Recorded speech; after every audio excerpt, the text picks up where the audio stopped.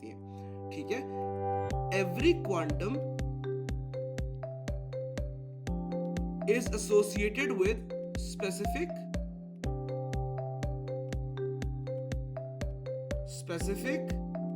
frequency, ठीक है। ये बात बहुत ज्यादा इंपॉर्टेंट है।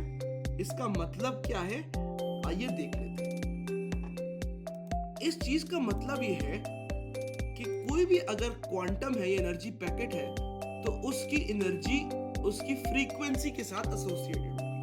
इसका मतलब यह है कि अगर उसकी फ्रीक्वेंसी ज्यादा है तो उसकी एनर्जी ज्यादा है। सिंपल बात है, इसमें कोई कॉम्प्लिकेशन नहीं है, ठीक है।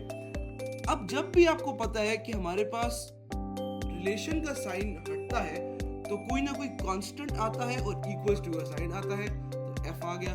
अब यहाँ पर जो कांस्टेंट है ना, क्योंकि वो हम प्लैंक्स क्वांटम थ्योरी पढ़े, इस तरह आपने याद रखना है कि ये एच एफ आ जाता है। ये जो एच है ये हमारे पास प्लैंक्स कांस्टेंट है।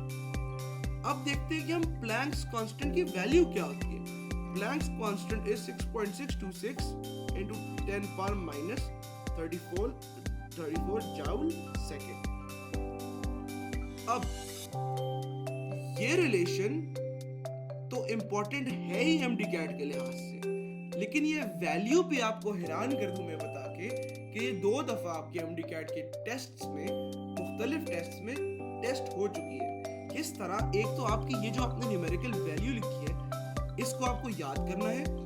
दूसरा, इसका जो यूनिट है ये मुख्तलिफ MCQs में as joule per second, as kilogram per second और कुछ और ऑप्शंस के तौर पे यूनिट्स को चेंज करके दे दिया जाता है। तो आपको करेक्ट यूनिट को याद करना है। तो अब हम देख लेते हैं कि इस रिलेशन से, जो रिलेशन नंबर 1 हमने निकाला है, कौन से मजीद रिलेशंस डिराइव हो सकते हैं।